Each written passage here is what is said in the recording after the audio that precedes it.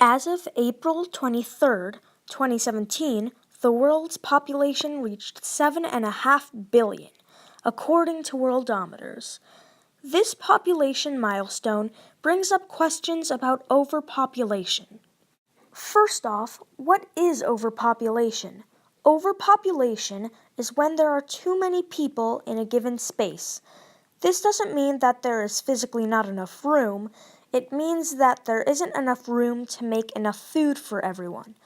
This has happened in urban slums, places with high population density that have poor sanitation and poor living conditions. What if the conditions in urban slums spread to the rest of the world?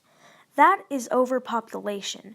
If the population gets too high, the whole world might be impoverished. Each person needs about 1 acre of land for farming their food. Right now, the Earth has only 7.68 billion acres of farmable or arable land.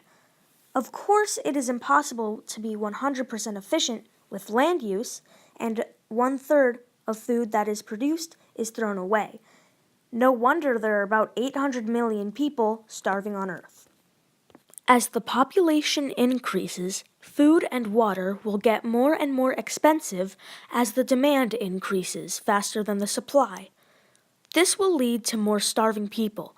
It might even lead to wars as countries fight over food and water. Eventually, there are two possibilities. The population will naturally decrease, or the upward trend will continue until humanity goes extinct. Don't worry though, it's not all doom and gloom. There are some solutions to this problem. First, government-enforced 1 or 2 child policies. These controversial policies would either make it illegal to have over a certain amount of children or increase taxes for people who have over a certain amount of children. This would have a huge effect to slow down population growth, as evident from the countries that have enacted these policies. There are some problems with this otherwise effective solution. First off, this would need to be supported by a vast amount of the countries on Earth. And with around 200 countries, depending on how you count, it would be nearly impossible for them all to agree. And you know how I just said depending on how you count? Countries can't even decide on how many countries there are. Also, there is a level of structure and development required to enact a policy like these ones. Since most countries developed enough have an average birth rate of 1 to 3, enacting these policies, where possible, won't have a huge effect. It is mostly African countries that have a weak infrastructure that have birth rates over 4. Finally, you may recall that I mentioned controversial. Many people believe that this is a breach of human rights.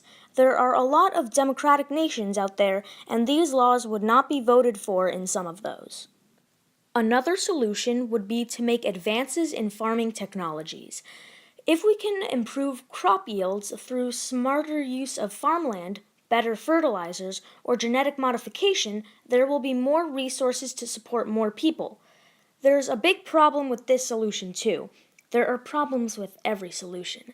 It is the fact that if technology improves, there will be more space for more people, and instead of using that space sparingly, people will fill it up quickly, starting the whole problem over again. Technology can't keep improving as the population increases because there is a limit. We can do a lot to get more out of a certain amount of land, but eventually it would just be physically impossible to get any more out of some land. The last of the bigger solutions is changing global culture so that people will naturally have less kids, waste less resources, and use less resources. Of course, the problem with this is the fact that you would have to change global culture. Good luck trying to get all 7.5 billion people to change their ways. You could always solve this problem like Bertrand Zobrist from the movie Inferno and unleash a deadly virus to kill half the human population. But of course the World Health Organization and Dr. Robert Langdon will stop you. Reference to the movie Inferno. In all seriousness, killing half the population with a virus or something else would be unethical, cause global chaos, cripple the economy, and destroy many countries. It would be the apocalypse.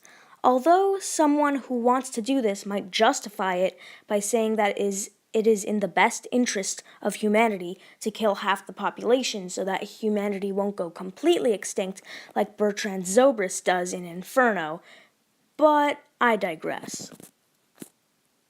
Another option to have more space is, well, space. We could colonize the moon, Mars, or Venus, or we could build city-sized space stations in orbit around the Earth or the Sun. I personally like this solution because I love space, but there are some problems to it. First is the cost. Creating these biodomes or space stations would cost a huge amount of money. There would also be costs coming from bringing things into space. Also, these stations and colonies would use a lot of energy. We would need huge solar panels to support them.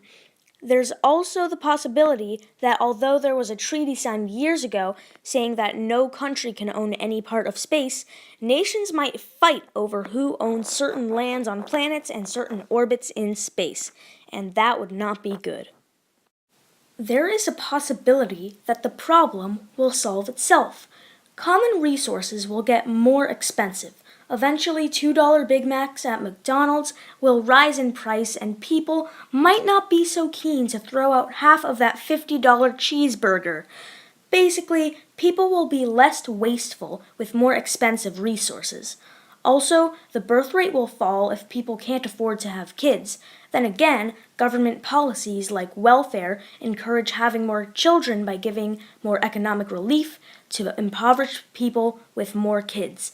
But that starts to get into politics, and like many people now, I try to avoid that like fire. Anyways, overpopulation is a big problem that is among the ranks of nuclear destruction and climate change. Uh-oh, politics again.